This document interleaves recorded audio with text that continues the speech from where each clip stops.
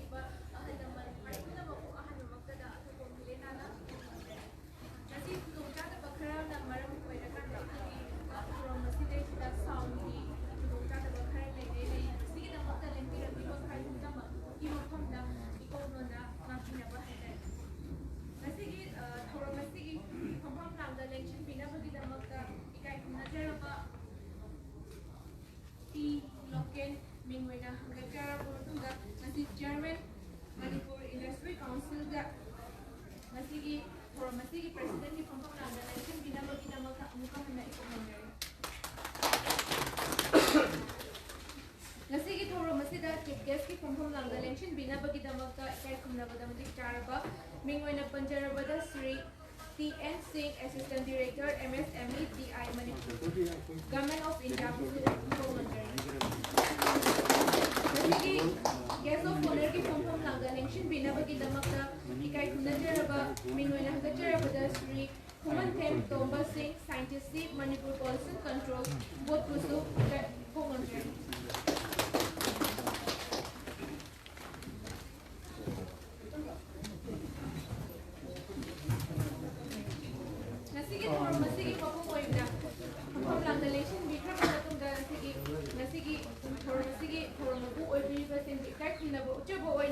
Lengan ang tangkudol tambagi tanjado mo kaysa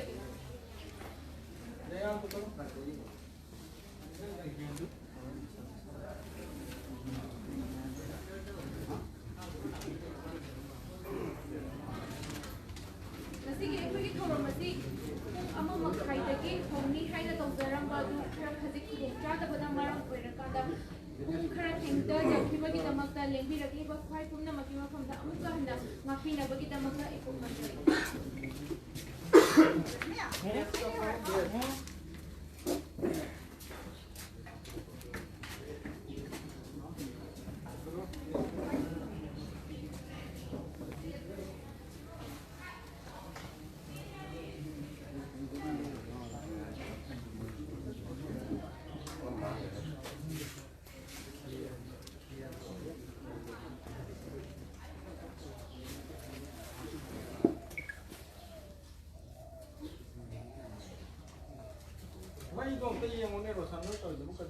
Así de tất ngăn nữa hay dùng người ta tung ngang nghe mấy cách vào xong ra mấy cái đấy xong rồi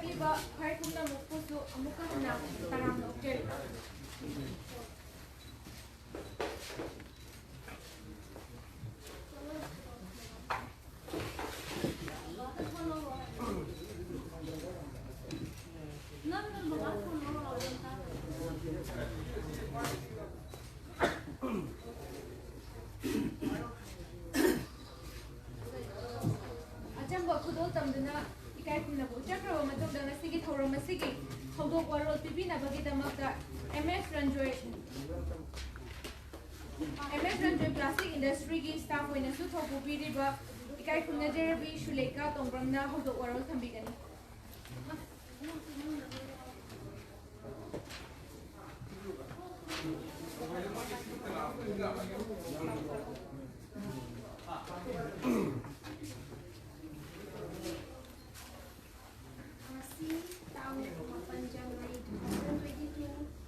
MS Ranjoy Plastic Industry nas distribution of fiberglass traditional board haiba thoramasida President ki Phomam Langda election biriba mingoina panjarabada P Loken Singh Chairman Manipur Industries Council Chief Guest ki Phomam Langda election biriba Sri mingoina panjarabada TN Singh Assistant Director MSNDI Manipur Government of Manipur Guest of honor ki Phomam Langda election biriba mingoina panjarabada Sri Kuman Kim Tomba Singh Scientist की Manipur pollution control board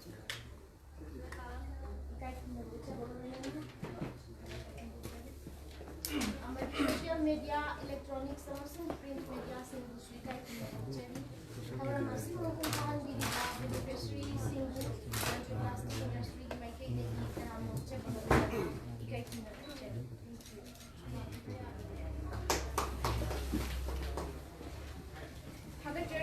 MS Ranjoy Plastic Industry की staff होने थोपुबीरिबी इकाई खुन्नजेरबी शुलेखा तोंब्रमना हौदोक वारोल थंबिख्रबा मतुंगदा ngasiगी थौरम असिगी मपुंग ओइबिरिबा मफम असिगी सु प्रोफाइटर होने थोपुबीरिबा इकाई खुन्नजेरबा Ming होने हंगजेरबदा KH तामोरतना प्रोफाइटर अमा होने वारोल का थंबिनबगिदमक्ता तामोगी मफमदा नमुक्चर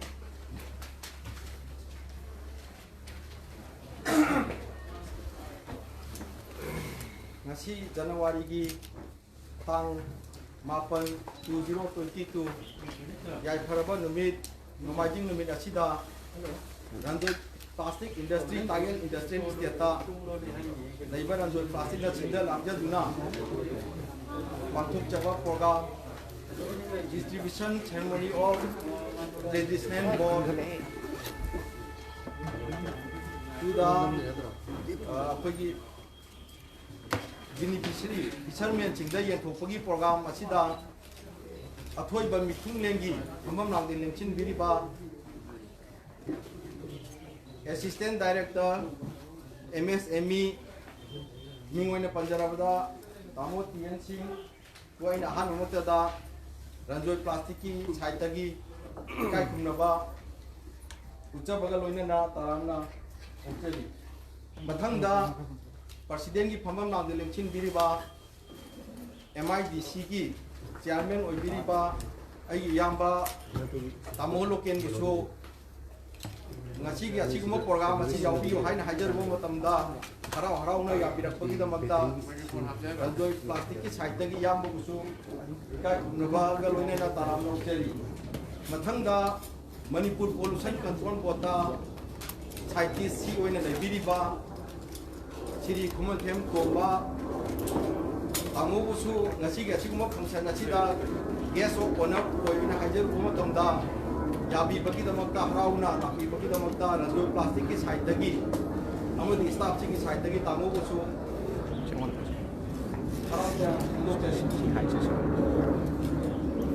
Matanga Nasigi Achikumaba Ranjoy Plastic Industry Nasijaba resistant board glass fiber na sabar resistant board ye thopagi thoram asida coverage tawbigani haina lengpi raiba electronics ki print media gi social media gi asigum laba coverage tawbiriba media gi chininau singbusu Ranjoy Plastic na yamna haini ai letana Ranjoy Plastic ki saita gi thagat pa phongdok chari loina na ngasigi program asibu thawai hakchang yauna thawai hapiriba ngai khong dagi lakpirap lengbirak pai chininau sing beneficiary sing fishermen sing amadi thang dagi lengbirak ba oja guru ichininau sing punamaku chu Ranjoy Plastic ki proprietor moina harau te am phongdok chabaga loina na thagat phongdok chari ngasi gi asigumba program asi Ranjoy ꯄ꯭ꯂꯥꯁꯇꯤꯛꯅ ꯀꯔꯤꯒꯤꯗꯃꯛꯇ ꯁꯤꯟꯕꯤꯕꯅꯣ ꯀꯔꯤꯒꯤꯗꯃꯛꯇ ꯁꯤꯟꯖꯕꯅꯣ ꯍꯥꯏꯕꯗꯣ ꯇꯁꯦꯡꯕꯗꯤ ꯉꯁꯤꯒꯤ programme ꯑꯁꯤ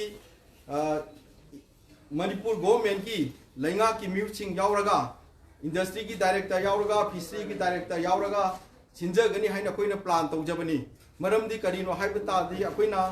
लोकताक पाता नत्रगा अतोपा मफमसिंग हाइबदी अकोइना अखोइगी nga फानबगिदमक्ता लांग थानबगिदमक्ता नत्रगा अकोइना थांजिंग हेंगनबगिदमक्ता सिजनरिबा fishing boating असे अकोइना traditional boating असे glass fiber ना सिंजबगी प्रोग्राम अमा अकोइ पांथोक जगेना अखोइना रंजोय प्लास्टिक ना plan तौजरपछि yam कुइजरबनी अदुना ngasi asigmo program ase tasengbogi da koi honorable CM na pangthok pinabagi damukta khoina plan tawjabani adubu lainga ki koi code of conduct na maram oiraga hujikta lainga ki miut sing yaubi buda kitang problem ama laibani na koi gi ngasi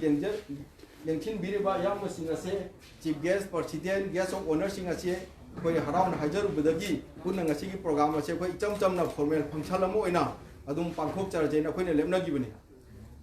ngasi asiguma function asi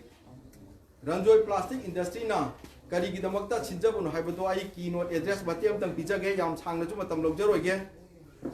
loktak pata season na biriba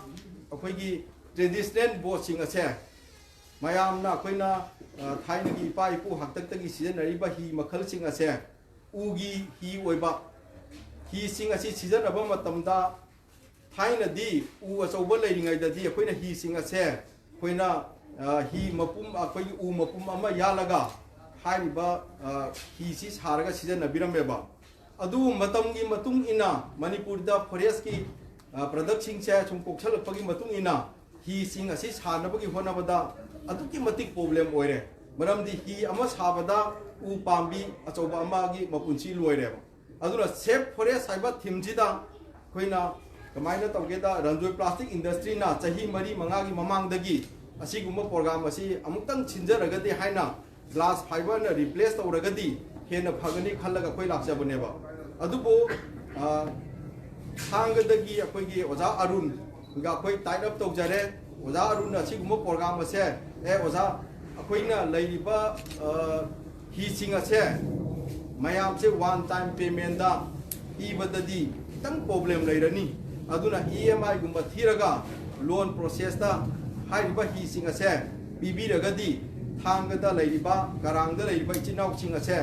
ही ची अखोइ यामना फदना सिजनबदी पामजरे उगी ही लैरुबा मतमददी अखोइना उगी Hina अखोइगी glass fibre दगी costly ओइबा खितंग हंदजरगा चो मागी life span जे याम तेलेबा अदुदुना life span जे तेन मन मरम ओइरगा glass fibre ने रोइना replace तो बुझी पामे अदु बोजाना यारगदी EMI अमतंग पीबीदा लोन प्रोसेस ता तौरगा ही सिंग असे अखोगी बेनिफिशियरी सिंगदा फिशरमैन सिंगदा थादा बिरगदी हेना फगने हैना ओजादिना अखोइदा याम कन्ना तकनरगा लाखिबा मदुदगी रंजोय प्लास्टिक ना कोइना बैंक सिंग टाइट अप तौजबनी बैंक ती तसेंगना कोइना ही पीबगी दमकता टाइट अप तौजबना चदे अखोगी रंजोय प्लास्टिक ता थादनबा सेंक्शन तौबिनबा फाइनेंशियल एसिस्ट तौबिनबा अखोइना बैंक खरदा रिक्वेस्ट तौजरे अदुना बैंक सिंग अदुना छु अखोई रंजोय प्लास्टिक ता हारिबा फाइनेंशियल एसिस्ट तौबिरा अबनिना रंजोय प्लास्टिक ना छु हारिबा बेनिफिशियरी सिंग असिदा डायरेक्टली अखोइना लोन की अखोइगे प्रोसेस से तौजरगा लोन जे अखोइना पीबा हौबगी अहानबा खोंथांग ने अखोइना पाइखचरिबछे मरमदी करिनो हाइतादी ngasi beneficiary ngaikongda tara ama pirani aduga thangada inchi kungi kullama koi ngasi ya thopagi program je ngasi gi program jina ahuba oijabai ni aroi badi natte maramdi karino hai ta de thangada karangda manipur gi mafam ayambada season lilba hi singa se ngasai gi koina EMI process tawraga chahi mari gi natraga chahi manga gi within some years ki manungda koina glass fiber gi board na chinto pa hai bache Ranjoy plastic की अखोई अचेत पथाजबनी आइना थुमजगे अदुना ngasi lakh इरिबा अखोई की beneficiary सिंगदा Ranjoy plastic की as a proprietor मोइना आइना हाइजनिंग बदी ngasi gi अखोइना थवाई हचांग यावना मायामना लाखपिरिबा सुमाइना लोन छिंगबा मतमदा EMI थीबा मतमदा सु थवाई यावना लाखपि हाइबसे रंजोय प्लास्टिक की साइट की रिक्वेस्ट अमुदि अपील तौजरी मरमदी करिनो हाइब तारगदी ngasi lakpiriba beneficiary kuntra se si jina maram oiraga mathangi lobbi gadaba beneficiary sing adugi akhoi mathang step to khoi chat khinabagi ahan ba khongthang oibanina government gi side tagi bank gi side tagi loan lobbi ba koina loan lobjaraga chu government gi side tagi interest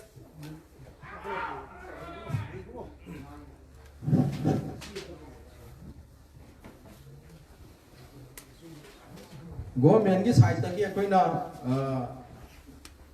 start of Manipur दा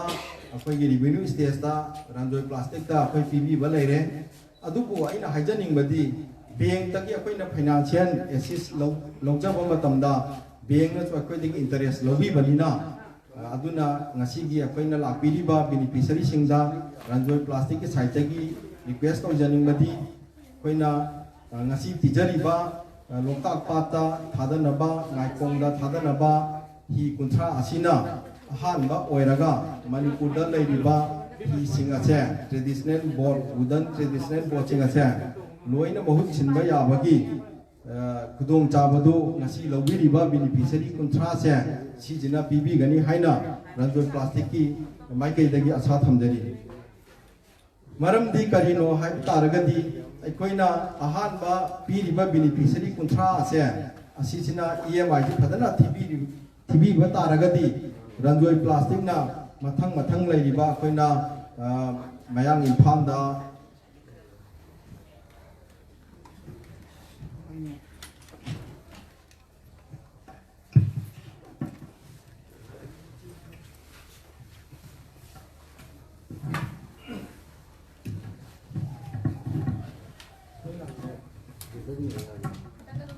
वो कितना देर तो mobile में कर ले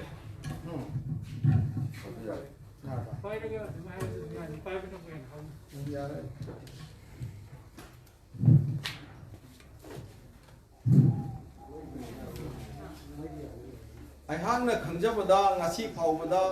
रंजु मसिन वाइते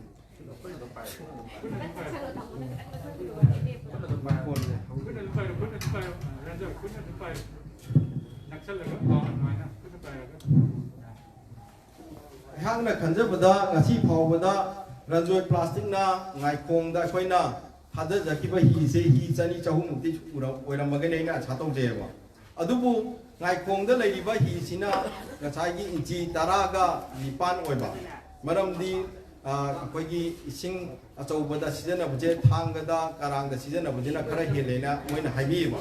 अदुना इंची 35 जिदी अयाम मतमदा ngaikong खुनौदा फुलेंदा मयांग इम्फालदा अदगी अखोइ उचिवादा अदगी लपुपा तेरादा अदगी कक्चिंगदा थौबानदा हाइरिबा बोचिंग अचिदी यामना माइ पाकना ngasi Bavda Koyna थादा जगरबनेबा लोइना ना ngasi बावबदा कोइना रंजोय प्लास्टिक ना छाजबदा कमाइना तौगेदा कोइना नागालैंड पब्लिक सर्विस कमीशन की ही पेडल बोर्ड खरा मोजी लौनिंगेबा लौनिंग कांदा गुवाहाटी दा मोइना चलगा थीबा याबा थीरेये थीबा फंगक्तबदगी गूगल दा वेबसाइट दा सर्च तौरगा येंबदगी मणिपुर दादी पेडल बोर्ड से फंगेना नागालैंड पब्लिक सर्विस कमीशन के कोइना ही अनिमजु इजगी बनेबा अदो तछेंबगी अखोइना फाइबर की बोर्ड साजरीबा से मणिपुर दा साजरीबा से नॉर्थ ईस्ट दी ग्लास फाइबर की बोर्ड से अखोइना अहान बनेना थमजगेबा मरमदी करीनो हाइतादी गुवाहाटी दा करीगुंबा अखोइगी फैक्ट्री जिना लेरंबा तारगदी गुवाहाटी दा ब्रह्मपुत्र दा सिजनरिबा मोटर बोट सिंग अदगी जहाज सिंग लेरिबा मयाम दा अखोइजु साबै खुदोंग चाबदु फंगदबनेबा अदुगी खुदोंग चाबददी अखोइना अखोइगी स्टेट सिना यामना अखोइगी इंडिया की मताई ओइबा स्टेट दा लेरबनिना बर्मा दा करीदा थादनबगी खुदोंग चाबदु ही गुंबददी क्या लेतेबा अदुना तरगी अछि कमाइन तोगेदा लोकताक पाता लेरिबा अखोइगी ट्रेडिशनल बोट सिंगचे मसी कमाइन तोगेदा अखोइना बोट सी यारक्त्रबा मतमदा रिपेयरिंग तोबदा अदुकी मतिक वायबा फिशरमैन गजिना वाबचे अखोइना मेंगतुमना गमना फेविक्विकना अखोइगी एनी ग्लू अमना ट्राई तौरगा मुहनगनी अदगी वेदर दा मुक थमगनी वेदर थमबकांदा मुक युरकनी अदुना ngसाइगी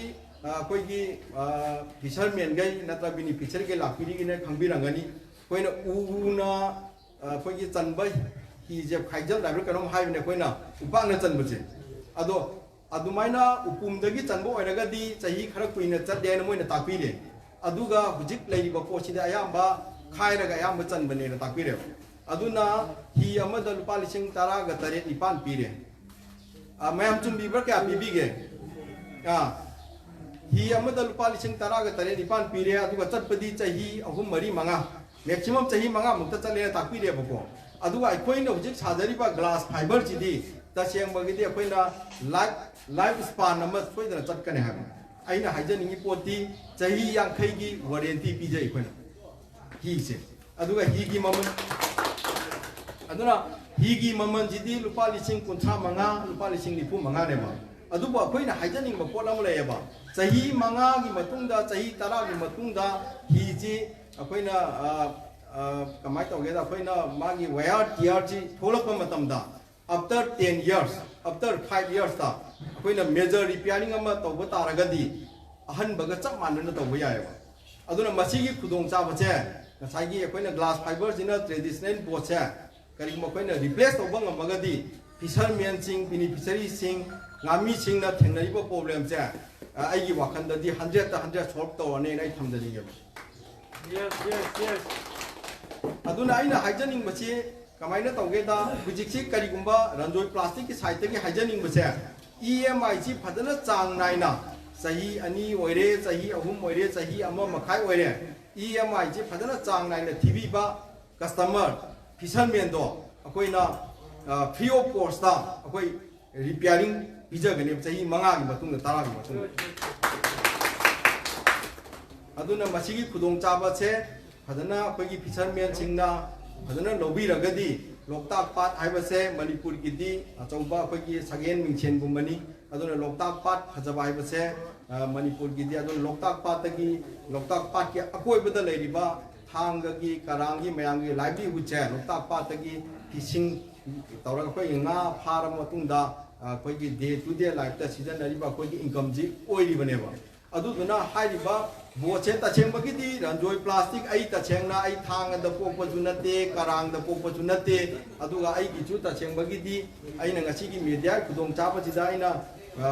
tanjam banawra gaina haijaning badi kaino hai taragadi ai gi product sing di water tank chajai septic tank chajai aduga akoina plastic ki product ayamba sajabaneba adubu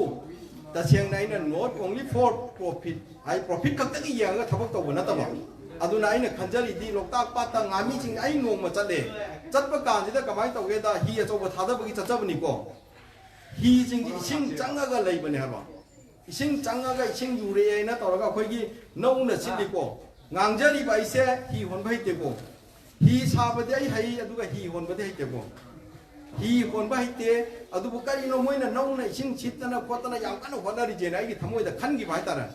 अदु ओरगदी अइना खंजरेबा आई प्लास्टिक की इंजीनियरिंग यु तमजरुरे अदुना ग्लास फाइबर दजु करिंग मखरा आई खंजरबनिना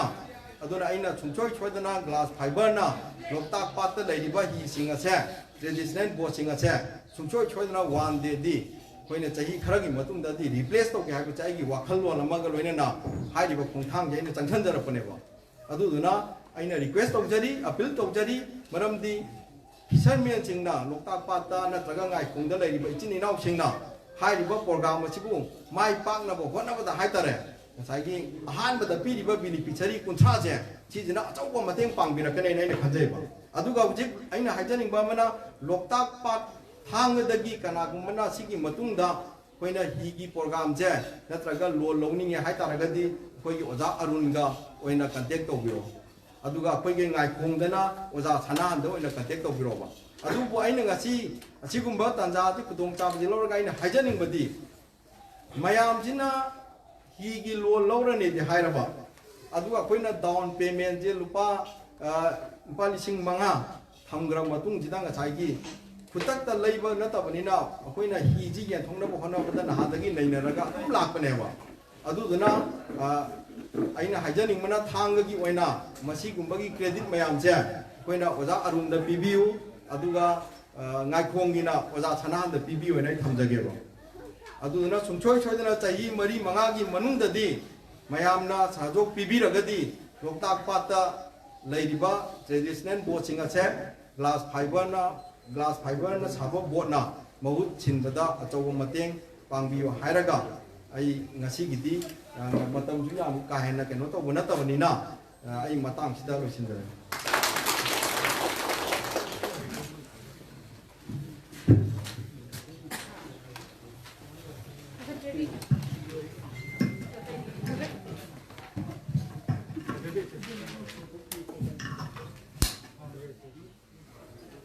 Thagachari MS Ranjoi Plastic Industry की प्रोफाइटर और नेटवर्क बीरी बाई का खुनजरबा केच रतन कुमार ना थमोई की ओइबा पुकनिंग की वारो के फोंदोक पिबगत लोइना ना ngasi की थौरमसी की मरु ओइबा वारो थबिदुना ngasi की लमदमसी ने लेरिबा ngami singi damakta khalaga achouba asamaga loina na awaba sing kokhalage haiduna chauna thodang kya lobi bagi damakta tamubo mukana thagat फोंदोक जरी थौरमसी की मखा सथजरप ओइना ngasi की अथोइबा मिचु की फंफम लांगदा लेंचुम बिरिबा इकाई खुमनजरबा मिंगोइना हंगचरबदा श्री खुमनथेम तोंबा सिंह साइंटिस्ट सी मणिपुर पॉल्यूशन कंट्रोल बोर्ड ना गेस्ट ऑफ ऑनर की वारो थबिगनी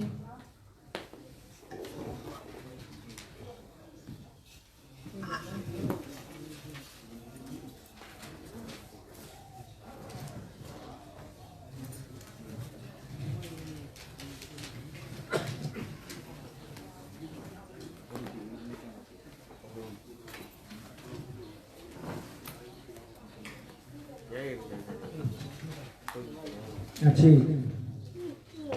याइफाबा नमिक याइफाबा कुंबा मसिदा लेंबी रगलिबा पाइपना मको हामुदा रामना ओक्सरी नना नुआइबा फोंदोकचरी मसिगी function distribution of fiberglass resistant board आइबा MS Ranjoi Plastic na chinjaba nami singda hi yenthokpagi thorom asida aibu yohan bibogi damakta chinjariba masigi Ranjoi Plastic ki kamu buthagatchari loinana ngasi gi president gi pamulangda ambiriba ai yamba mingwana panjarabada CDP Loken Singh Chairman Manipur Investment Council Musu Ahan Bada Thagatsari Lunana Chief की फॉर्मलांगा फंबीरिबा Shri TN Singh Assistant Director MSMEDI Manipur Government of India Musu Thagata Foundation Lunana ngasi Ranjoi Plastic की proprietor ओबिरिबा अगी now ची case रतन बुसु ताका फोंडोक चली तोना अगी मांगदे लेक्चन बिरिबा print नमसु electronic की media की कामुसु ताका चली तोना मसिगी सोशल मीडिया की कामुसु ताका फोंडोक चली तोना अइना हेना ताका चली मदि मसिगी इ यतोपगी थोरमसिदा लेंग्रि रगलिबा बेनिफिशियरी खुदिमक मुसु अइना ताका चली लोना ngasi phangchal ase ai yaw phangjabada yamna nungaiba hudokchari maramdi asagi fiberglass hising ase sina asagi ugi hising adudagi hena kuina sangna chappa magi life span yam henbanina apina tamna asagi hising asina mo chilpo kansida ekhoida yamna eco friendly oiba environmentally yamna safe oiba maramdi ekhoina hainai madudi uoma safe to matamda ekoi miyoba tarai punchi safe to boga chap mane haina maramdi ekoi miyoba na hoji अखोना सोर होलिबा oxygen असे अनादगी पिथोरई हाय मतमदा उवा पाम्बी मना मसिंग मयाम सिदगी थादोरकबा सोर oxygen दुना अखोई सोरोन सिनेबनी मधु नत्रगदी अखोई मियोबा जीवन नत्रगा ꯁꯥ ꯉꯥꯁꯤꯡꯁꯦ ꯂꯩꯔꯝꯗꯕꯁꯨ ꯌꯥꯏ ꯄꯥꯝꯕꯤꯁꯤꯡꯁꯦ ꯂꯩꯔꯝꯗ꯭ꯔꯒꯗꯤ ꯍꯥꯏꯕꯗꯤ ꯍꯦꯛ ꯍꯧꯕꯗꯒꯤ ꯃꯤꯑꯣꯏꯕꯅ ꯍꯦꯛ ꯄꯣꯛꯄꯗꯒꯤꯅ ꯁꯤꯕ ꯐꯥꯎꯕꯁꯦ ꯑꯩꯈꯣꯏꯅ ꯎ ꯋꯥꯁꯤꯡꯗ ꯗꯤꯄꯦꯟ ꯇꯧꯏ ꯑꯩꯈꯣꯏꯅ ꯍꯦꯛ ꯄꯣꯛꯄ ꯑꯉꯥꯡꯅ ꯂꯥꯎꯕꯗꯒꯤ ꯁꯣꯔ ꯍꯦꯛ ꯍꯣꯟꯕꯗꯒꯤ ꯑꯩꯈꯣꯏ ꯑꯣꯛꯁꯤꯖꯦꯟꯁꯦ ꯁꯤꯟꯅꯕ ꯍꯧꯔꯦ ꯀꯅꯥꯅ ꯄꯤ ꯉꯁꯤ ꯑꯩꯈꯣꯏꯅ ꯎꯄꯥꯝꯕꯤꯁꯤꯡꯁꯤꯅ ꯄꯤꯔꯤꯕꯅꯤ ꯑꯗꯨꯒꯤ ꯃꯊꯪꯗ ꯑꯩꯈꯣꯏꯅ ꯑꯃꯨꯛ ꯑꯩꯈꯣꯏ ꯍꯤꯟꯗꯨꯒꯤ ꯆꯠꯅꯕꯤꯗ ꯑꯩꯈꯣꯏ ꯉꯁꯤꯗꯤ ꯄꯣꯠꯂꯣꯏꯕꯁꯤꯗꯩꯗ ꯑꯗꯨꯝ ꯍꯧꯖꯤꯛꯐꯥꯎꯁꯤ ꯑꯇꯣꯞꯄꯅ ꯃꯍꯨꯠ ꯁꯤꯟꯗ꯭ꯔꯤ ꯑꯗꯨꯝ ꯎ ꯋꯥꯁꯤꯡꯁꯤꯅ ꯃꯍꯨꯠ ꯁꯤꯜꯂꯒ ꯂꯥꯛꯑꯦ ꯑꯗꯨꯅ ꯑꯩꯈꯣꯏꯒꯤ ꯏꯁꯦ ꯍꯦꯛ ꯄꯣꯛꯄꯗꯩꯅ ꯁꯤꯐꯥꯎ ꯍꯥꯏꯕꯁꯤꯗ ꯑꯣꯛꯁꯤꯖꯦꯟ ꯅꯠꯇ꯭ꯔꯒ ꯏꯌꯥꯔ ꯑꯁꯤ ꯌꯥꯝ ꯗꯔꯀꯥꯔ ꯑꯣꯏꯕ ꯀꯅꯥꯅ ꯄꯤꯕ ꯎ ꯄꯥꯝꯕꯤꯁꯤꯡꯅ ꯅꯥꯀꯣꯏꯅꯅ ꯀꯔꯤꯒ ꯃꯔꯤ ꯂꯩꯅꯩ ꯑꯩꯈꯣꯏꯒꯤ ꯉꯁꯤ ꯍꯤ ꯁꯥꯕꯗ ꯁꯤꯖꯤꯟꯅꯔꯤꯕ ꯃꯃꯥꯡꯗꯁꯨ ꯄꯟꯕꯤꯔꯝꯃꯦ ꯎ ꯃꯃꯥꯡꯗꯗꯤ ꯆꯍꯤ 40ꯗꯩꯅ 50 ꯁꯨꯔꯕ ꯎ ꯄꯥꯝꯕꯤ ꯑꯆꯧꯕ ꯑꯃ ꯀꯔꯝꯕ ꯎ ꯄꯥꯝꯕꯤ ꯅꯣꯡꯃꯗ 322 ꯒ꯭ꯔꯥꯝꯁꯦ ꯃꯦꯆ꯭ꯌꯣꯔ ꯑꯣꯏꯔꯕ ꯃꯅꯥ ꯄꯥꯟꯕ ꯎ ꯄꯥꯝꯕꯤ ꯑꯃꯅ ꯑꯩꯈꯣꯏ ꯄꯤꯌꯦꯕ ꯑꯗꯨꯒ ꯆꯍꯤ ꯑꯃꯗ ꯆꯥꯎꯔꯥꯛꯅ ꯑꯩꯈꯣꯏ ꯑꯣꯛꯁꯤꯖꯦꯟꯁꯤ ꯀꯌꯥꯃꯨꯛ ꯄꯤꯒꯦꯕꯨ 250 ꯄꯥꯎꯟꯁꯦ ꯄꯤꯌꯦꯕ ꯑꯩꯈꯣꯏꯅ ꯑꯗꯨꯒ ꯍꯥꯏꯔꯤꯕ ꯄꯥꯝꯕꯤꯁꯤ ꯄꯥꯝꯕꯤ ꯑꯃꯅ ꯌꯥꯝꯅ ꯃꯦꯆ꯭ꯌꯣꯔ ꯑꯣꯏꯔꯕ ꯄꯥꯝꯕꯤ ꯑꯃꯅ ꯁꯦ ꯑꯩꯈꯣꯏꯅ ꯍꯤ ꯁꯥꯕꯗ ꯁꯤꯖꯤꯟꯅꯒꯗꯧꯕ ꯄꯥꯝꯕꯤꯗꯨꯅꯀꯣ ꯃꯤꯑꯣꯏ 10 ꯑꯃ ꯆꯍꯤ ꯑꯃ ꯁꯣꯔ ꯍꯣꯜꯍꯟꯕ ꯉꯝꯃꯦꯕ ꯎ ꯄꯥꯝꯕꯤꯁꯦ ꯊꯥꯗꯣꯔꯛꯄ ꯑꯗꯨꯗꯤ ꯑꯩꯈꯣꯏꯅ ꯍꯤꯁꯦ ꯁꯨꯝ हि सानबा हौजिक्ति मतंगी मतुंगिना हारिबा उजाव मयामजे लेरते हानदि मपुम ममा यामना फजबा उपाबी म याला काना मदु हि साबनी अदो मियोय बना ngasi ऑक्सीजन असेंबा मागी यागदबा अखोय एटमॉस्फेयर यावबसे ऑक्सीजन परसेंटेज से 21% नि अते अते नाइट्रोजन सल्फर नुबा अते अते मखन ऑक्सीजन सी अखोय एटमॉस्फेयर आइगी अखोय बिदा लेबा आइगी एनवायरनमेंट लेबा से ऑक्सीजन सिना यामना मरुयबा कंस्टिट्यूएंट पार्ट अमल लहोयबा मदो असागे ऑक्सीजन सिदी कनाना थादो गयाबदा उपामी सिंगदुनेबा अखोयना ngasi पाम्बी सिंग असे डिफॉरेस्टेशन हाइबदी उमो कोक्तोरपदगी उ पाम्बी मयामसिना सुम मौ छिलपदगी अखोय ngasi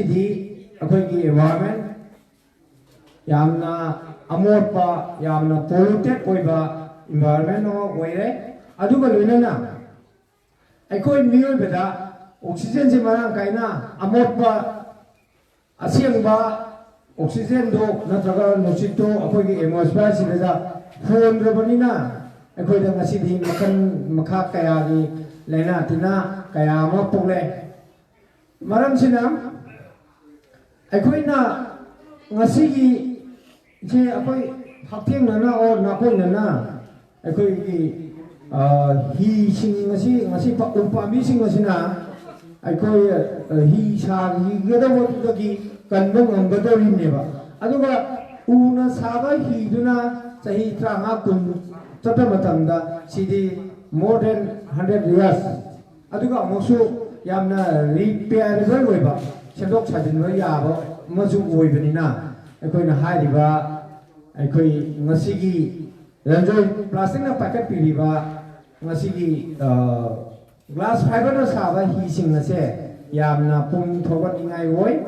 environmentally eco friendly होइबा अदुगुम पोषक अमनी हाइना आइना थंजगे अदुगु लोनना सिबु मनपुरदा पोषलक्तना हारिबा सिनबि लांबिरिबा इंट्रोड्यूस तोरिसे आइना मयामसु थागबम थोइ अदुगु लोनना हारिबा से कोइना मखातानसु उवासे कंजे हायरगदि कोइना ग्लास फाइबर ना साबा हि सिंगसे awareness पिरकांदा mayamda sinahanba se not only loktak natana akoigi leiriba akoigi water system da leiriba hi sinariba mayam singna se akoina masidi tamna glass fiber na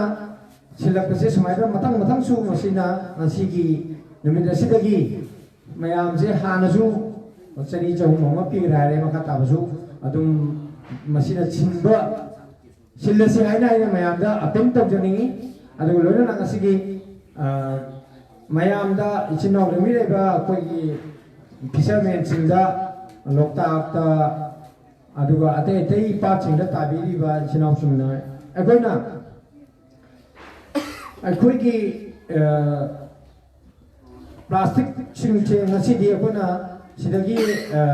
नमुन तुरेना यामसिना लोकताक्ता ताबो तमदा हे पुथाइबा पुथाबना लोकताक सिंग ngasi थेंगलपा उसु मोसलपो ओइबा अदुना अखोइ ममांगदसु अखोइना प्लास्टिक सिंचे अखोइना सिगी यांगोइ मरिलन खंगबा यांगोइ इंथोंगे दे तोरगा अखोइना इको क्लब पना मणिपुर पोर्शन का जोबोना हे सिंजबा स्कूल कुरिमक्ता अखोइना अंगांग सिंदा क्लब अमगी मोंग लेरगादा इको फ्रेंडली ओइबा एनवायरनमेंट फ्रेंडली ओइबा दुगुम्बा प्रोग्राम अमगी मखादा हेगे अंगांग सिंग लोइना पुथरगादा हारिबा अखोइगी प्लास्टिक से कलेक्शन तौई अखोइ यांगोइ मरिन दा कनो लेबना ऐना मो अपिन तौजनी बदि सिनाव सिंदा ही सिंदो nga फारोगा नत्रगा अते अते पोलम सिंग ही हेजांग नापी थांजिंग जे करिगा हे मतुंदा तंगाइ फनसु एक थेंगनेबि बदो बइना लोकताक्ता तारिबा प्लास्टिक से यारिगेदि पुकटपिरपा अखोइना हारिबा नोंगदा नत्रगा निनिदा तारिबा मैम खुंजन बिरकांदा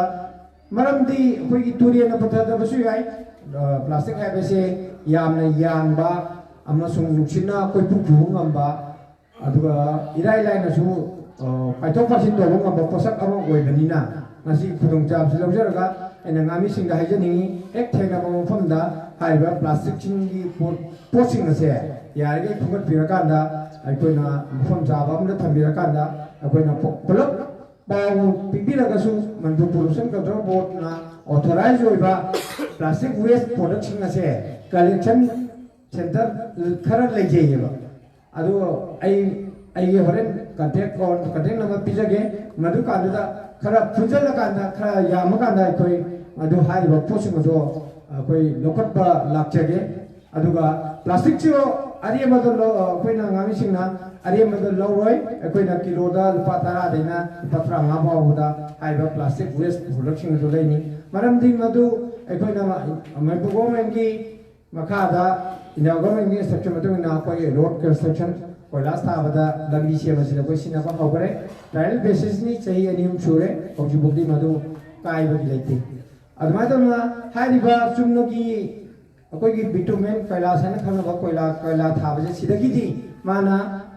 4-5 टाइम्स एन कनबा ngamba हाइदार मरमदी मागी पोरोसिटी ने पर्मिबिलिटी दु इसिंग दु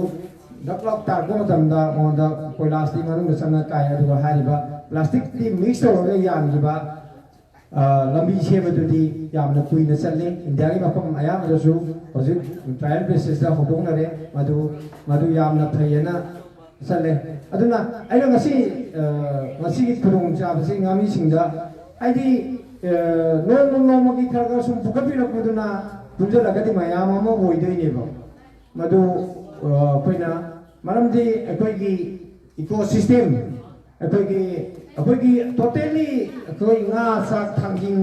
नतना अखोइना ngasi सोर होलेबा अखोइना ngasi चारिबा चिंजा ngasi ये बरा अखोइगी इकोसिस्टम अमा सानरी बजी कइनो सानगे अदा जै Loktak पासिन सानैबा Loktak पासिन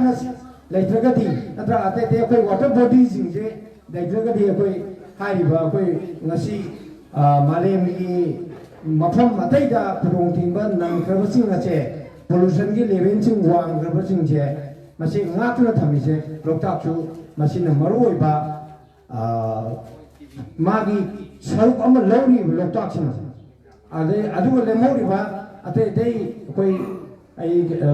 hojik koi kharung pakta adagi ate dei kanosin da u akogi wet len sing jai chalaga mafam do yengoi yaure yamna wele sing ado masi di kamai do ge ha tamda mai magi pan khajan raga masari kata le tero pham loi topsen nadana hai bsing ado adugi ecosystem do loi kai ba agona lokta chide yeng mi jenga du na te til kang mana masing akogi food chain अमन लेबा से अखोई nga sare अखोई मु अखोई के मु मथंग मथंग मना मसिंग जु अमु पाम्बी कनो जीवन नोंग चार्ज मथंग मथंग अखोई की फुड चेन सिदि दजु हारिबा nga तम थम रगति अखोई अकाई बोय मरम सिना ngasi सिनाउ संग लुबि कांदा हारिबा पोसक सिंग असे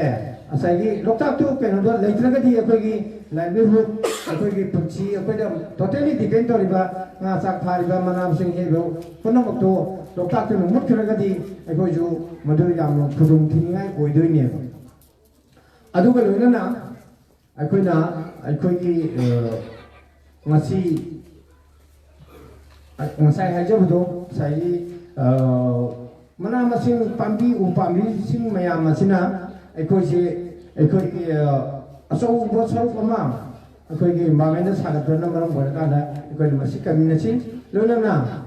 लोकताक हाइबसी मयामना लोकताक तया बता बिबेना लोकताक हाइबसी अखोई की नॉर्थ ईस्ट दा अखोई की स्टेट निपान सिदा only fresh water lake high अनि थकना चानाबा पिसु पिसाम याबा अतै सियामना सॉल्टी ओइबा अदुगा थकप चाबा यादबा अदुमबा सेंगदबा ओइबा अदुबो लोकताक सो मसिदि अखोई मयामसिना हानदै फिउमदि खरदि फगले अदु अखोइनो अमुक मखाताना फनबा अखोई नॉर्थ ईस्ट दा इंडिया मनुदा फ्रेश वाटर मथन तंगाइबो लेक छे कम्युनिटी हाइना हाइना थमजबुलना मयाम थगम पोरो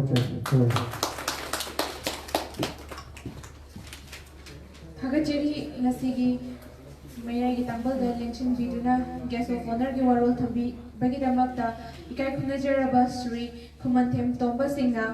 पोल्यूशन कंट्रोल बोर्ड कमरी लेना अखोइद मांगहन Gadaba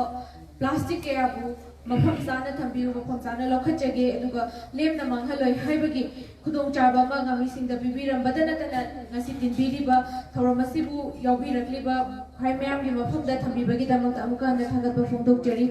ngasi gi thoromasi gi makha satha jarako oina mayai gi tangbal da lengshin biriba ikai khumna jaraba Sri TN Singh Assistant Director MSMEDI Manipur Government of Indiana guest of Chief Guest ki warol tentak na thambigani थागतचरी मणिपुर मतम मगी मणिपुर वैद्रे honourable prime minister मगना मागी मन की बात हे हाय खामगी नोमाइजिंग अमदा लोकल प्रोडक्ट एखोय इसागी लोकल प्रोडक्ट उथोकदबनी मदुगी मतुंगी नाय को हिंगिनगदबनी अदुना post graduate diploma plastic processing technology CIPET की फंगलबा अदुगुंबा श्री खुमनथेम रतन कुमार इकोई यानी पोप यामेम दगिनी महाकशी MSME सेक्टर दा मैन्युफैक्चर सेक्टर दा मिनिस्ट्री MSME की मखा दा एंटरप्रेन्योर मेमोरेंडम 1 2 वन मथा मथंग चंचल लगतना हुजिती दम रजिस्ट्रेशन मसागी GST पान कार्ड हाइबन सिंह बचना कानून इंडस्ट्री अमा लेतरती महाकी लेगदबा फिरेप सिंह अदु इंडस्ट्री सिगी ओइना रंजोई प्लास्टिक इंडस्ट्री की चपचाबा फिरेप लेरबा 2020 की कोरोना की लालकता ऑनरेबल प्राइम मिनिस्टर ना आत्मनिर्भर भारत अभियान हाइदना 20 लाख करोड़ की पैकेज ऑनरेबल CM की सेक्रेटरी येन बदे यावखिबा यूनिट 40 की मनुम चनबा अदुबा ममिंग लेरबा मैन्युफैक्चर यूनिट अमनी अदुना हौजी चंचल लिबा स्टार्टअप मणिपुर इशू अदुबा बेनिफिशियरी अमा ओइना MSME मिनिस्ट्री की मखादा यामना ममिंग लेरबा MSME नेशनल अवार्ड फंगलबा रंजोई प्लास्टिक मणिपुर दा ममिंग लेरबा अदुबा मसागी मतममदा एकोई इंडस्ट्री कमाई तौगदगे हाइदना ट्रेनिंग खरा चच्चरुरगा थबक फंगदबसिंग असे थबक पीगदबनी गवर्नमेंट थबक तौबा थादोकदबनी हाइबो पांडम द चंचललिबा दुबा खुमनथेम रतन मसी MSME सेक्टर वर्क तौ मसी नि ममिंग लेबा अदुबा एंटरप्रेन्योर अमा ओइना मसी दि थोलक्तना MSME नेशनल अवार्ड फंगदबा दुबा मिशक असिना ngasi di बैंक का टाइड अप तौरगा तोंगान तोंगान बा लोकताक की जगह सिंगदा एकोई की प्लास्टिक सीजन अब यादे प्लास्टिक की महुत्ता एकोई करी मखरदी सिंगदबनी हाइदना लाउनरी गई लालक सिदा प्लास्टिक फाइबर ना ꯎ ꯍꯥꯏꯕꯁꯤ ꯌꯥꯝ ꯇꯥꯡꯉꯤ ꯍꯧꯖꯤꯛꯇꯤ ꯎ ꯍꯥꯏꯁꯦ ꯑꯁꯨꯛꯀꯤ ꯃꯇꯤꯛ ꯐꯣꯔꯦꯁ ꯃꯥꯡꯁꯤꯜꯂꯛꯇꯅ ꯇꯥꯏꯕꯪꯄꯥꯟꯗ ꯍꯤꯡꯕꯗ ꯋꯥꯔꯕ ꯃꯇꯝꯁꯤꯗ glass fiber na hi sadana ikoi beneficiary mayam ama loan pibagi tanjani asiba tanja se ikoi yam nungai ngasi lalaksi da topa manipur gi kachin koya mayam ama su phangani aduna yari na kai beneficiary oiba sing na asigumba masamang na bank ta tairap tawraga adugumba loan gi senpham khara sillaga adugumba lupa lising kutra manga da gina mipu manga piba adugumba hi plastic fiber gi asigumba EMI thiraga piga da mong da sinbiba yam nungai tasema gi di manipur matam mamata yam warami masai product amta leramde hauji ki MSME sector ministry MSME na tagel industrial state unit kun gi mathakta leire Trizavex SPM Moidri Modern Food Silver View Shanghai Kudol ka haiwa smai dang na makal kaya unit mayam ama leire tera urakta ekoi Bisempura leire adagi atopa ekoi gi kurau pokpi da kayam leire aduna chingi district mayam da Churachandpur da Khoipupung da Chandel da Salamthar da smai dang na ukul da kari da Tamelong da sana bagi Imphal East da huji huji moirang kupun sajek ta lamondana Ministry of MSME Ministry of Donor amari state government pullaga industrial state sabagi achangba koi senthang mayam ama ministry na PB na huji changchal laiba 2016 na ne mahak masamak na mi kuntra tong baya ba do sitet oi ba do ba loktak pat thada gi base matam dugi ex industry minister hojiki sar Govinda Sai kare aduna thada biramdana launch to khibani ana hojik loktak pat tariba asiumba hi mayam se anam mana mahaki hi ngatani loktak pat hojik mi ani na tong baya ahum na tong baya ba smai na plastic fiber mayamam leire asumba mayam sing asida aina MSME karino haiba sini ekoi khangga da base aduna MSME haiba se Bharati Parliamenta 2006 ama sema kanda ekoi ek tu gi matungina 2007 June 2027 the launch of na SI Small Industry Service Institute haiba se MSME sector da ekoi office mayam ama la MSME TI NSIC IIE adagi MSME TC CP sumai tang na makal gi asimo office ke VIP mayam na PMGP gi loan gi wari tabi rangani ada suma scheme mayam eko MSME sector da work to ba mayam singa se ekoi na loan pi ba gi senthang gi changjal mudra loan na chingba PMGP na chingba ade honorable CM gi guideline makha da huji planning department da startup ta ekoi ratan masamji review da beneficiary oi bani ana kana mana loan gi wabi gano akoi east stage adagi idea stage ka haiba mayam am le ai industry ka mai tok ta de ai ka mai tok paisa phangda de ka haiba aduma aikoi bank sing da natana MSME sector de office sing si da tana raga aikoi loan launa bona biu adu industry tauba oi ba hona biu aduga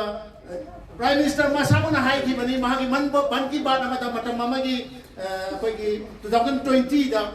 Manipur da Loktak Park ai base khwaidagi chawba adumba lake amani masida leiba thambal sina kai dogdolino kai mai basana ngangi ba matam da nupi macha ma thoraki hojikti maming lerba startup ta revenue da sethang bang nupi macha ma oire tongbam bija shanti mayam da khangbiram gari mahaki sanajing sana thambal mahaki unit ni mahaki unit tu hojikti achoba level am da lak nai ngasi yanjal le ya nasi ma mayam ama ekoi thamal gi makhok tu na ekoi lang putho sa na manipur ru masak ta pa hore thamal gi laina tu na cha sa ba hore sumai to me yam na thona phama mayam ama manipur da thole national award mayam la ketaon ni tv collection sira simba atai dikla manipur da maming leba unit mayam am la matam ama da di hai ba mayam singa se chana kangon khang da na amta lerende aduna hojikti MSME sector da wak to ge haraga di GST kamain tawi adagi akoi patent registration ka main tawi ka haiba mayam ama www.dcmsme.gov.in haiba website ta changaga akoi na chana kalon singa si tawrakan da registration tawraga unit tawna ba hona pira u haina ya tela wa ji thamjari thank you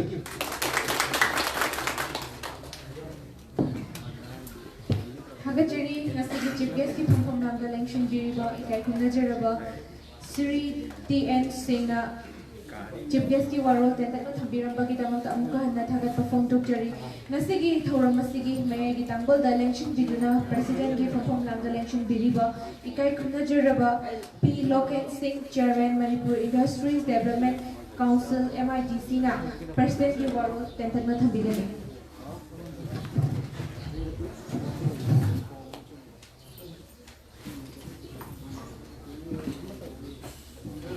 Ranjoi plastic industry na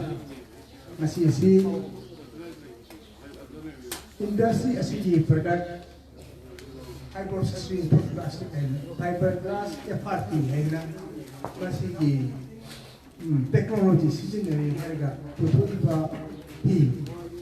masih pergi muat-muat apa mungkin lagi lapis iba micron lagi hangga lagi lokap masih lagi lapis di sini nak usah pun nama ada bang nasi sing asimu pitok pergi orang mana pampung cari sudah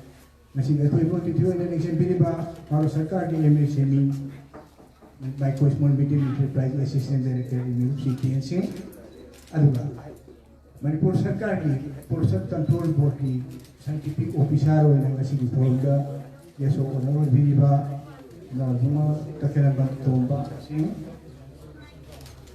Thauram asi idamakta ni haidana matam sangna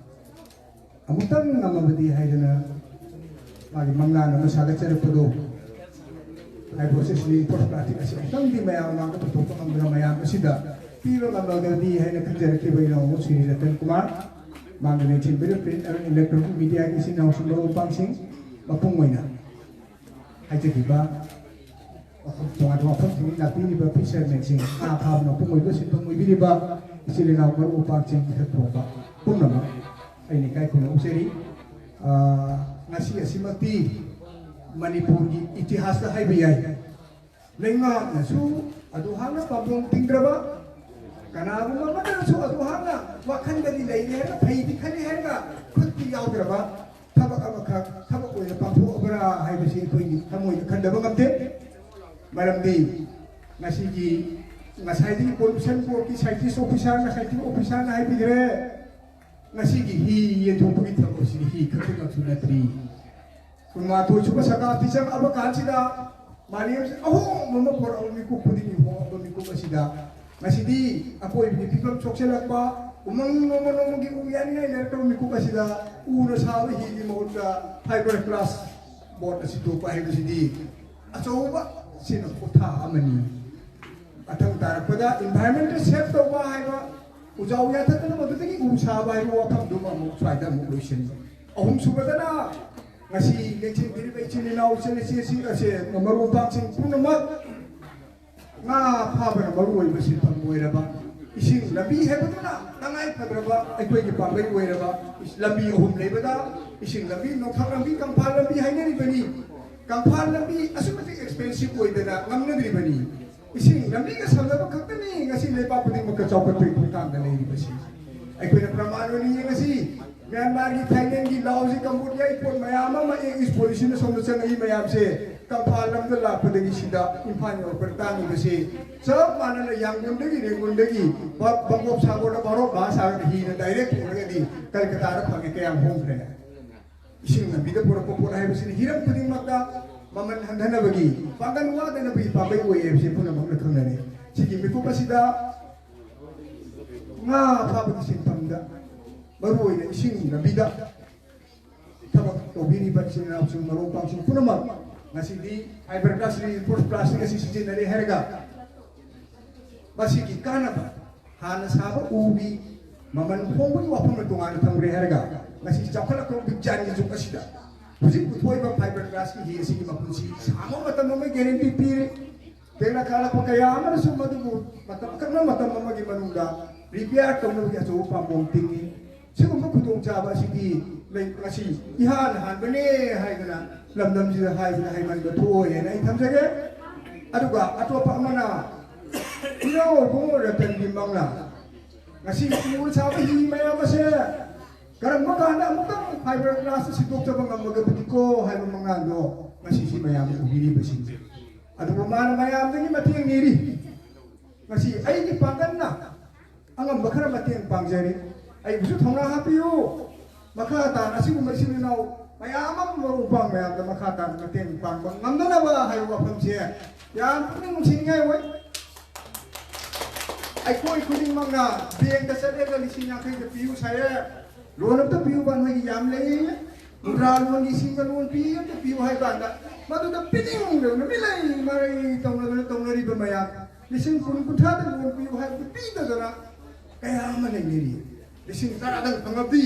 ꯑꯩꯁꯦ ꯑꯃꯨꯛꯇꯪ ꯃꯤꯔꯛ ꯇꯤꯟꯗꯅ ꯀꯨꯆꯨ ꯀꯨꯃꯟ ꯊꯛꯅ ꯍꯤꯡꯕ ꯉꯝꯃꯅꯤꯅꯦ ꯍꯥꯏꯗꯅ ꯃꯤ ꯀꯌꯥ ꯑꯃꯅ 10,000 ꯕꯦꯡꯛꯇꯒꯤ ꯃꯇꯦꯡ ꯐꯪꯗꯦ ꯑꯐꯪꯕ ꯈꯔꯅ ꯄꯪꯐꯪ ꯐꯪꯕꯅꯤ ꯑꯔꯧꯕ ꯈꯔꯅ ꯄꯪꯂꯧ ꯂꯧꯕꯅꯤ ꯂꯝꯁꯤꯗ ꯇꯧꯅꯔꯤꯁꯦ ꯉꯁꯤꯗꯤ ꯏꯅꯥꯎꯕꯨꯡ ꯔꯇꯟꯅ ꯃꯍꯥꯛꯅ ꯕꯦꯡꯛꯇꯒꯤ ꯄꯩꯁꯥ ꯑꯗꯣ ꯄꯨꯖꯔꯦ ꯃꯍꯥꯛꯅ ꯕꯦꯡꯛꯇꯨꯗ ꯁꯦꯟꯗꯣꯏ ꯀꯥꯖꯔꯦ ꯃꯥꯒꯤ ꯃꯪꯂꯥꯗꯨꯗ ꯑꯃꯨꯛꯇꯪ ꯃꯐꯥꯎꯅꯔꯒꯗꯤ ꯍꯥꯏꯗꯅ ꯏꯆꯤꯜ ꯏꯅꯥꯎ ꯉꯥꯃꯤꯁꯤꯡ ꯃꯌꯥꯝꯒꯤ ꯃꯐꯝꯗ डाउन पेमेंट खितंग अंगम खितंग पिबिरो अदुगा था थागी इक्वेटेड मंथली इंस्टॉलमेंट EMI हेबदो मदु तबी काइदना पिबिरो आइना सु बैंक की ममांग फिमाई थोपंग amnama aduga makha daramo benga amo adudi kuntra mai pamen tro yakai pitero yakai mai pabro sam tho haidana bambum chaw na tingat na ba haidana nijeri matek che ekoi kri mona mapung phanji isi nau sing mono bang jing kuna ma aina sem no na ngatari atopa amana aikoi hujik si hingba yamna chali kuma to supa sakapti na hujik now we are in an alarming situation aikoi si yamna lura pina mumda la abani asomda gi rian thomjela kadori mitok na wai chai kadori asomda is policy haidana baro sarkar ke asomda janagi matumina asomda is policy haidana mayam susum khami na jinga si na mata yang punya wari siapa yang ini itu kasih ditengah tu tengah ara pesi ni nau sini mikuk kerja ni gian kami lagi je ini kerja bukan sihat tu sini yang itu is polisi hai ni mayam ni nak kami ramai ko asi asam betul orang koi betul ni asi anak ko mau untuk bising so bising ni yang asi suri koi yore so bising ni koi koi yore kun mga hai ber cahi koi yore pada matanga orang itu orang ini karena yang mandiri asal tadi is polisi hebelai pak karai sason Asian hai na Association of Southeast Asian Nation hai besi masih lepas pak karai amat pelan sekarang dulu sih lan hebeli sendal lambida lelon itika amat pak lan tanah kedua ini sih lepas karai Myanmar Thailand Laos Cambodia Vietnam Brunei hai lepas Myanmar sih nawai sih mari mamang kareli ni yang laki betul isam sama lah penati. Ekoi som de karai bok sam labe ai karai bok rotik to bi ai karai bok to bi ai ga gai sigi hisab pa lai. Ngasi di thabo kon thore more gi lambi Indo Burma ro mami haide maya ku thabo mi yu Burma ro ka haidi ro masi Burma ro ko grebani NH1 AS1 Asian Highway 1 ne mami on thok grebani ko mara mai tan se ni me ante jing puk puk som de to bi me amse ase so isi meni ko manga so bang ko ni tan urani asom de kina rian thomji le kadori rian se thomji le kadori po che rian hang ko da ba mayam de yo bilabati sing hawai tar na por kadori ni ho mo man da man khat thungarani hangni yo wa hangni rian di ka ba mayam se khali de thobo ki ga ra ko ngom chi sa kri ra chidegi kari pu kadori hai wa hang taung thore limestone budori bra gramai budori ba sa de le phakadori bra खाली दबा में हम गोरong sini ke hai wo ham chao no ji thore aduna masi so ekoi punna na gamji le ni ko ko isi no mami lai so hai ro mo pam mami wo ye ke ri pido masi man ko kuk khana da ya do ni ko ji na a hing me lu sera ko ba to bi ba nga pa ba sim pham we bi ba mo pam sing isi na sing asuki mate amat to wo wa khan ro de kulle herga ai su phaba ma su phaba ekoi ko no ko mi nasi hai wa kan nonda amat ko ba khonjeng ga chaksen ni na ba ai koina yejani maramdi hojik asi ai khak phage hai wa pham ya de maramdi ai khak hingal we ha wa pham do outdated we ba ron bharat sarkar hai garau ma lari ai su hai ri silam si tham da khanga ba khanga bi nan kari tauge hai ba no hai dra mi makhala ma thohali mi entrepreneur hai ni koi ada nang entrepreneur winning si kali no hangai amo ai entrepreneur winning se isa se lai lai so heru re thabak kain to pangre sarkari korop cha su pangre lanai su pangre aduna ne ai isa hingna kai mun tang to je ye na thora bani ne hai bo ko kun du di amu zero tai मरमदी हौजिकी entrepreneur वगैरह थोड़े भी नुआ ले सो है भी ना बांस करिनो है कार मान सुन पॉपुम पी दो यार तो नहीं ऐसे ऐ गुबा थबक फंग दो यार सुबह नोमम ले तो कया मबु थबक पी बो ngam दो तम मुजेगे हाइना मदि प्रोग्राम चेजले पी हाइबर पॉपुम जी चाम फंगे भारत सरकार की कंधार जॉब सिक्योरिटी जॉब प्रोवाइडर है थबक थिरिबा नंग गुबा थबक थिरिबा कया मबु से थबक पी बो वेबो करूम सिलिम सिथाम तो गाइना हाइने सुमाय मयाम चिनाउसी मसी तो कोई पुन खमिनगदबनी मसे हौजिकी मतमदा एकोइ खुलिम खमिनगदबा हयेंग अखोइना ज्ञान तारको मिकुप्तदी एकोइ बदि मसी सुमचखरनी हौरे बेसा आइसिंग लाइक एसु हेरबा सिंदी हयेंग तौते यादरबा नापदबा ना ये सबसे लपरो मिराम सबसे लपकांदा एकोइ लाइक एसु हेरबा आइसिंग मी की मान थांगोरी नि हे मखोइ खमिदबा यादरने अदु सिगी वाखलोसे बोरि like एसु हेरबा Singh si lebani lepak si on si la kadori si wera lam si na sura ga nom ke hinga do ko ki pusi na hinga si ki thak se gor ka do bani e ko se sin da ya de he si mama pa wera ko sin mama wera pa ko na ma ko da toi na hai bi ba tam bi ba ma chang rai na khalli ne ya wa khanda adu na tragedi ai isa su lai la su hai ko su ma free protein free lodging education chang ni da sa ko kham ne ni Kiro kisi nasi lagi mai par pise ni, koi di tip top kan di sana lagi koi ni nak kena ringai, jadi di sini amsi lagi ni, mai masih kamu tahu masa silam cinta, nanti jawab pangoi, ya tar pun ikut tak, sumang tahu ke ya tre hari saya pekan tadi, koi makam lera muda hari nasi, kau di wana raba ikut ni, padahal ke apil lama kadang ngah pamisin pangoi tahu biri ba. इसी नाव सिंह रोम फांसिंग खुदी मचे ऐना खंजर Baddi national bank for agriculture development की तोसिल मखाद ऐकोई की तोंगान बा agriculture horticulture floriculture eco तो Baddi farmer producer group आइना सिमबा मथेंगना जैने अर माइ तबरा ना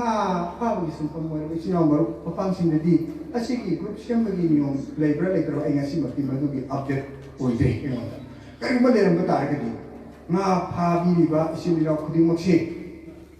Farmer producer group, fisherman producer group, tara disembi. Tara pun tara kucing orang tanda fisherman producer company mengundang. Madu matam da National Bank for Agricultural Development direct finance. La pamra crore pamra ani pamra. Akhir ngan sana dia Malayko. Masih yarga di masih di sini ahobo ini harga. Selagi ni masih orang kangana fisherman kaya kore harga. Atau farmer producer company. Group tara na company yung sa kadori ba karba ekoi nga phabana silam sin thabu jaba nga di pothok kadori ba nga jing ti na yon ba ya te ha process to kadori ba hoji ekoi kan na insan ja na ekoi si thobi le kabina na ai so ba kar chen ye to le kam hoji insan ji khabo ko ji gula ka ta hanjelo ban gula do ni na thawai yo kam ni chi ari se ekoi ngan buli bona pisen ukabi he ba nga do akam bani mado hujik moi di aeroplot loi mado kaisu ready keno oite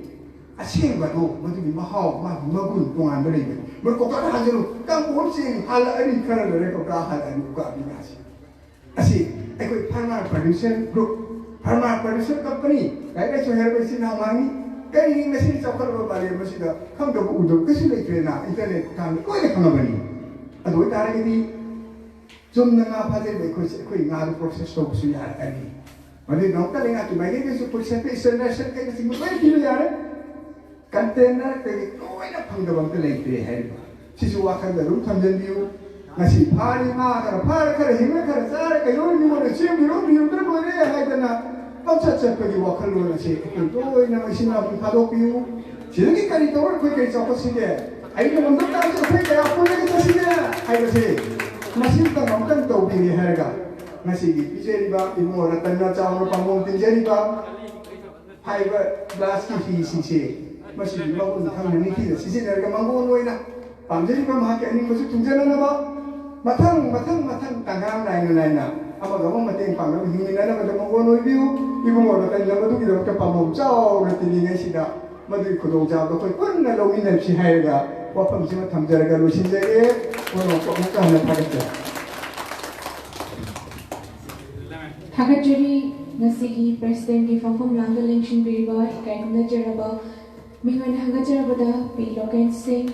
Chairman Manipur Industry Development Council na lamdam asigi nungsijaraba ngamisingda mitnakong singbaya mawafam kaya thambirambagidamata amuka hana thagatpa fongdokjari matamdi adumak direktana chatkibana maram oirga aikoina ngaibasu ngamde thingbagi pangalsu leitabana maram oizarga ngasigi thawram asibu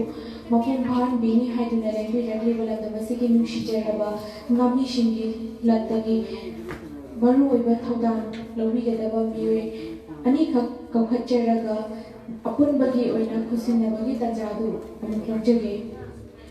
ngasigi thanggadagi lengbirakliba nungsijaraba mingoina hagajarabada Mr. Arun stage takta leng khatpiraktuna thangdagi lakpiriba ichit inausinggi apunba khudong chaba si khusinabagi tanjadu lawjage ngasigi khudong chaba fanggadoriba ngamisinggi mahut sinbiraga lengkhatpirakadoriba Mr. Arunda ngasigi President ki phomlangda lengsinbiriba ikai khumnajaraba P. Loken Singh amadi Chief Guest ki phomlangda lengsinbiriba Sri T.N. Singh na ngasigi beneficiary asira khudong chaba asi pinabagidamata khusinabagi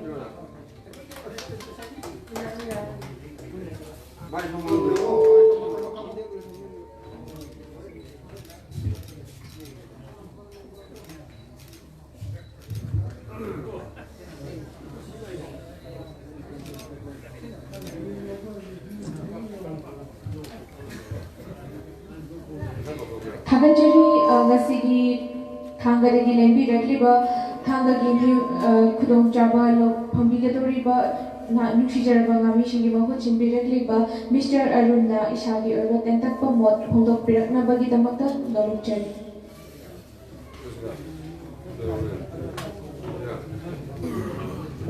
Masih tanjasi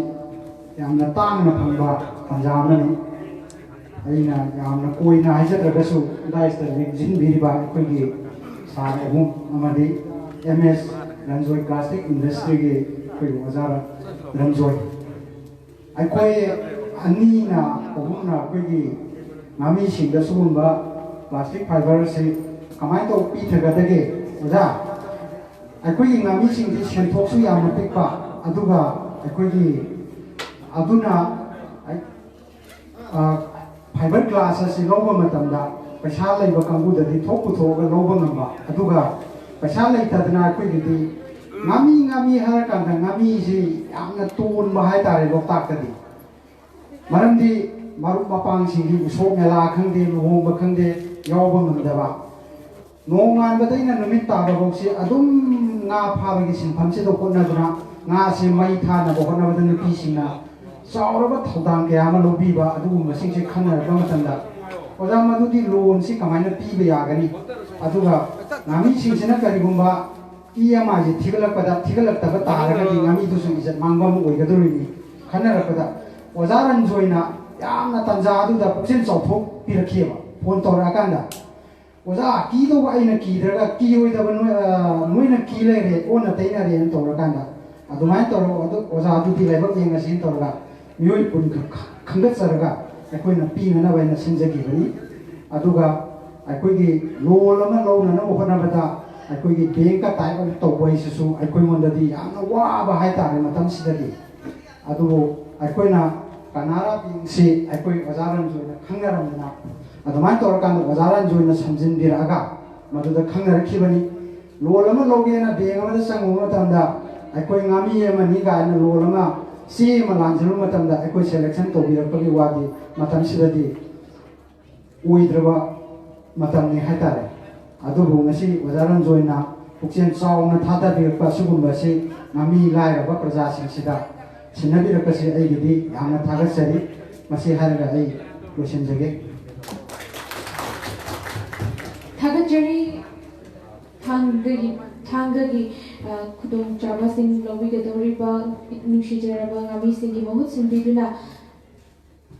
Mr. Arun na tentakpa thamoigi oiba warol thambirambagidamata amukana thagaba fongdokjari mathang asidi ngaikong khulengi ngami singgidamakta mahut sinbiraga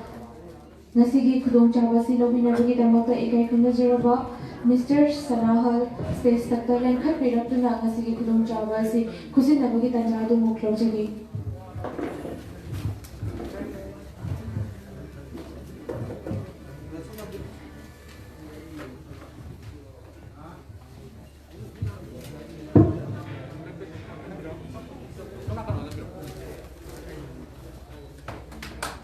Tasing nama kini ngasi ekoi thauram asida ngasi khudongchaba si lawi gadoriba ngami sing asida amamam ta oina kokhatbagi tanjadu pinaba sem sajarambani matamna thengsilakpana maram oirakanda lam arapa kaya yawbana maram oiraga khudongchaba si ekoina amatangda oina mahut silaga pizza khusinajabani adu ngasi Naipong khulendagi lengbirakliba nungsijaraba ngami ichilnaw sili mahut sinbiraga Mr. Sanahal na tentak pat thamogi oiba waro thabigani Thagatsari Haujikasi matam gathingda lapana maram oiraga koi ngami sigi mahut sinjaba oinai ngari mati amakutang isagi mo oina hailok sage ahan baktada President ni pampham nami da nation biriba ikai khomnabada matik saraba mingona panjarabada P Loken Singh Chairman Manipur Industrial Council loinana secretary pampham nami nation biriba ikai khomnajaraba Sri T.M. Singh Assistant Teacher MSME DI Manipur Government of India loinana guest of honor ki pampham nami nation biriba ikai khomnabada matik saraba Sri Kumanthem Thomas Singh Scientist Chief Manipur Pollution Control Board Haibasi Bu Aham Makta Taram Oksari Thoidona ya Gwani di pangsang sang na hajara roy matam na thengjil lapana mar moiraga thanga dagi ngai khong dagi karang dagi yam lam na thabak togada ba mayam ama leibana mar moiraga hauji gasi ngasai miyam na sum lona mathang mathang i paudi haidok pikre loina na ozaran joy ki mohut chinjaraga Hauji ngami singda pitha jariba fiber board asi makha tana pikhi gani haiba ki thaja basu aingona thambi loinana hauji loan si lobi khraga makha tana EMI mapung phana TV na basu haiduna mathang kaya haina rakli adubu aiha ki site ki EMI su mathang chang nai na thian jagani haiba wakalon si thamjari loinana hauji Laitala singda hi lobo ngamjadaba khudaka lupa lising kuntha manga nifu manga puthokpa ngamjadaba dagi oja asina khudang paila singbiduna haiba lolasi ngami singda pitha jabani maramaduna yamna laiba yamna nungairaba sigumlawa thauram thauda asi makha tana sina soloi jaroi makha tana sinjaki gani haibagi thajabasu aingona thambi loiselakpada haujigasi aikoi mathang sum chatha jarakpana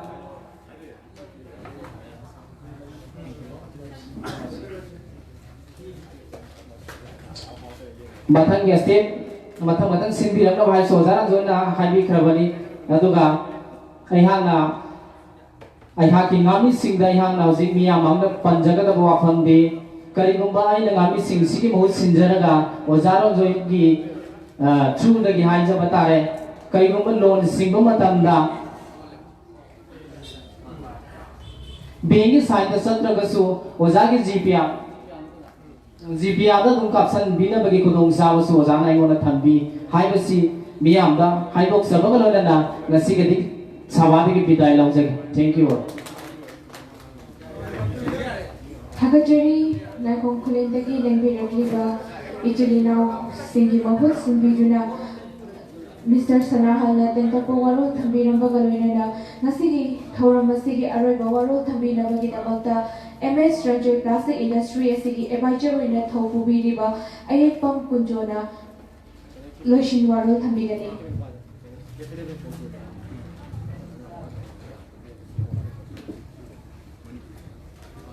yang nungaisi kege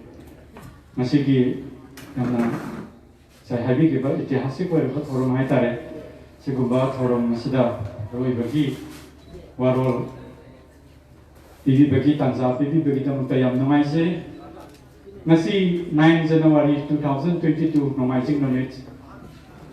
ngasi it comes once in lifetime you will consider amka kan lakba yamna maruiraba adugumba likuba mani aduna ahabada jaman sibu kondi bai koigi tagi ima laideli madi ipai bungu ko mun kurumzari yang ngai sei ngasigi aroi bagi warol pibi na bagi tamakta tanzama pibi bagi tamakta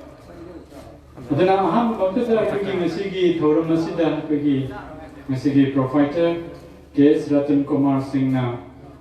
koigi keynote address habitare why this program have a masida yang marik chumna ambike adu ai mathang dalo salakada haisege dana mathang da koigi masigi program masigi chief guest wadikiba TN Singh koigi TN Singh na koigi yamatik sai ngasigi asiguba program masida lengbe raktana koigi India government ki haise batare mahut sinjaraga koigi asiguba program masida koigi sarna lengbe raktana lapi basi Government of India ki nakung mani na logzeraga koina awat punama kogi tambi dana hena saukat pa dumba ama oina na kita kita tambi na kita muka yana thakat pa mucing ngai ba pondok seri aduga matanga guest of honor da kogi common ten Tomsa Singh scientist sina kogi Manipur da honga iba asigumba environmental changes में हम high तारे मतमंग the January की तंग मापन वैर मदगी मशी की लगी सही तरा मुद्र कुन की ममंग द जनवरी की तंग मापन वैर की यम इंगम बदल दो मशी इंग दिन लाखों से environmental changes sama लाखा सिद्धि सिद्ध कोई ने करी तो वो या बके है तो असली सिंगल की मतंग द यम नती मरिक्सुम न थंबीर बकी दमता यम नगाई से ऐसा चिंतक ना उनसे ऐसे के कोई ना Upami amasi magi mana chahi में पिथोरे बा ऑक्सीजन से मसी laboratory manufacture और अगर दी आम बा 2005-6 अदवाई देती 7 लाख कुंबनी है हर में अदुबो हुजिके मसे कोई की 14 लाख कुंबा योरी ना है अदुना कोई की हुजिके 35 to 45 लाख थाउजेंड बकी में तब पी का है मसे ही बना था Ibu saduri ko uzina ha mari mangada pi ko oxygen se masi ira ira ne kan bangam gradoi ne badana handak ki masi mang lengsin bila puna vaccine se covid survivor me apne na haise ke yam mai ba kunsida unta khallu da ba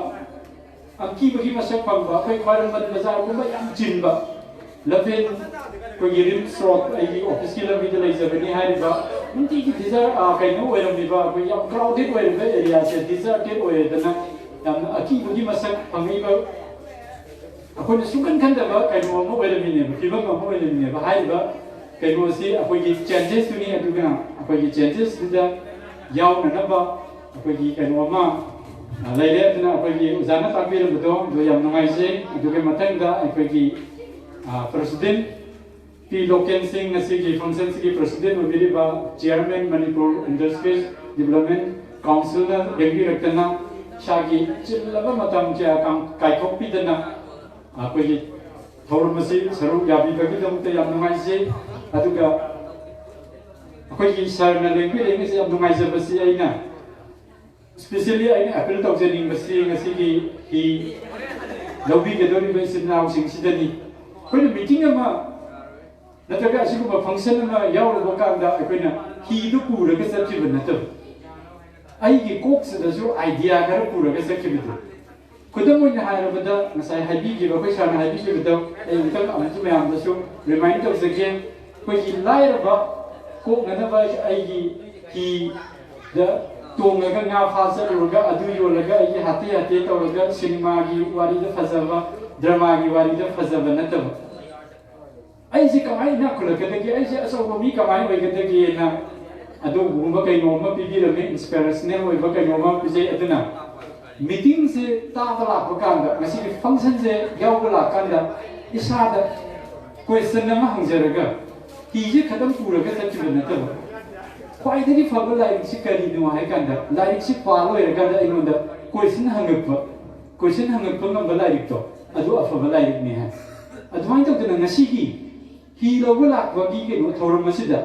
khali hi du puraga na ke da ngasa hai bi ke do ai ko gi na se ko ai to dana phần cái đấy kia coi gì nó sẽ đấy kia coi gì có ai đâu thì nó yang phải supply với entrepreneur ok Asian đi tung an với zaga sinh India cái tung an với zaga sinh sẽ coi có ai đâu thì nó thì ina phần bộ về cái đấy kia cái coi sinh nó hàng ngàn là cái phụ là cái sự chịu được mà dù quay cái sau đó coi sao là feeling này sẽ cái sau đó dù mình bảo cái nón này na đâu dây mà thằng đó print media physically happen mọi top thầu mà nhà mình mới lên cái पृथ्वी दा अचौबो अलगपा legacy अखोइना तौजरिबो function Sissu Moina तागी बाहाइसा पृथ्वी की मियाम जिना तागी बगे समाने Moina उगी बाबसे पृथ्वी की मियाम जिना उगी बगे समाने Ahaan तदि अखोइगी media Sissu खसी खतन टीवी दा अखोइना सुम येकांदा ला इबा फोटो खाली अखोइ कंज्यूमर ओइबा खतने बजिति वर्ल्ड इज चेंज अबाउट पृथ्वी से सुकी मति होनरे अदुन मीडिया की ममांग दसु सोशल मीडिया पीरिबा नत्रगा तारिबा पाउसे मसिदैसिदा आइगी कमेंट पीबा याबा आइगी ओइबा तोंगानबा ओपिनियन मियंग थंबा याबा अदुगुंबा तांजामा ओइरबनि दुन सोशल मीडिया न लापेरबनि अदुना हजि लापिरिबा कोइ मीडिया की कांगु सिंगसु यामना थागतपा फोंदोकसरि लोइना म्यूजिक ने कंट्रोल तो बोलना मतलब से अकोई मतम में जिसने म्यूजिक अकोई म्यूजिक से मतम की मपान तांगा का हिंग अकोई म्यूजिक नहीं कोई ना म्यूजिक से you cannot control your time है खाली मैनेज तो बुद्धि मतम से कमाई तो रगा सीजन रगा इसे नसी से कमाई तो रगा नसी रिलाप फिर में वाकन क्वेश्चन नमो पूरा हंजी बदो अदुनिया अदुना नसी की सिंजरी को थोड़ा मसी की याम मरु वही बा कहीं मसे दा सिंजरी बिसी मयाम की तमंग तनी अदना कोई राना जोई नसु कोई कहीं नसु हाईपी करे रतन नसु मसा हाईपी करे लाइफ से मसे नेटवर्किंग मखना मने सोम की पीवी रखवा सोम ना मी मयाम दा संदोक रगा मसी की माँ की बिजनेस सु साउपतुनी मसे बिजनेस खतकी सुनते बा कोई की रतन की ने खंजबसे म्यूजिक से पैसा याम पाइबा नत्रगा याम नुंगाइबा मी अमो ओइगे हाइतादि माने याम पामजरिको मागी पैशन से सिगी पैशन जिना लेको मोनेटाइज तो बंगम पैसा अथोको ngam दुनिया अदुना मयाम सु सि हिंबगी के नुदु खते नतबिदा अखोइगी मयाम न फंगबिबा एक्सपीरियंस तो नुंगाइतबदो हायेंदगी त हिजे लोकताक त थादबिरगा मदुगी नुंगाइतबा ओइरसु अफबो ओइरसु अदुगी फीडबैक तो अखोइगी प्रोवाइडर रंजो प्लास्टिक इंडस्ट्री की कहीं से पीबीओ अदुग माना मथंग की साबा कांदनिको सोम मयाम पीबीरक अदुगी फीडबैक मयाम दो मागी कोकता हांजलगा हेन फबा हेन साउखटफा अदुगबा कोई कहीं मा फैक्टरी अमा ओइनबदा कोई लेंबिरकबा पुनमकिसु याम चाउबा कोई थौदांग लेना लोजे अदुना याम नुंगाइसे अदुना युगना कंट्रोल तो बंगमदबा मैनेज तो बंगमदबा मतम चिल्लबा मयाम मतम दो अदु काइथोपिरगा मसिगी थौरमसिदा लेंबिरकपगिदमक्ता यामना नुंगाइसे अखोइ सार मयामबसु अरोइबदा अमुतंग थागतजबा फोंदोकबगा जोगलोइना नाइगी अरोइबगी वारोलसिदो सिनजरगा थैंक यू थागतजरी एमएस रंजोय प्लास्टिक इंडस्ट्री एसीगी एडवाइजर होइना थौबुबिरिबा आयकम कुंजोना थौरमसिगी अरोइबा वारोल थंबीरंबगीदमक्ता अमुकना थागतबा फोंदोकजरी ngasi ekwena pangthokjariba target industry asida leiba ms ranger plastic industry na lamdamasigi nushiraba ngami kuntrada mamal ahongba mamalda ahanba oina khudong chaba pibibagi tanja asida lengbirakliba ngasigi thoram masibu mapungpan bigani haiduna मांगदा लेंशिन बिदुना लेबिरिबा अहलमल इचिदिना फाइकी बिकुंदा मगु अमुका हना थागत फोंदोकजरी